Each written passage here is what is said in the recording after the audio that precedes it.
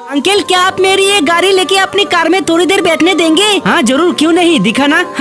Bye. ये क्या uncle आप तो जा रहे हो, मुझे भी तो बैठाओ। अंकल मेरी गाड़ी। रो मत बेटा, तुम्हारी पापा अभी जिंदा है, मैं तुम्हारे लिए एक कार बनाता हूँ। यार दुनिया में कैसे कैसे लोग होती है, मेरी बच्ची का खिलौना छीन के वो मोतीलाल भाग गया है। सच में यार अमीर लोग होते ही ऐसे हैं, हम जैसे गरीब लोगों को दुख देकर न जाने उन लोगों को क्या मिलता है। यार मैंने कितनी मेहनत से अपनी बच्चे को वो खिलौना खरीद के दिया था। दोस्तों हम लोग बहुत ही गरीब है, हमारे पास इतना पैसे ही कहाँ है जो अपने बच्चे को बहुत ही महंगा खिलौना खरीद के दे सके। लेकिन दोस्तों क्या आपका भी पापा मेहनत करके खुद से खिलौना बनाकर आपको कभी दिया है? तो पापा के लिए एक लाइक और चैनल को सब्सक्राइब कर लेना, बस एक बटन ही तो दबाना है। अरे वाह, ये तो बहुत अच्छा कार बना है, चलो अपने बच्चे को दे देता हूँ।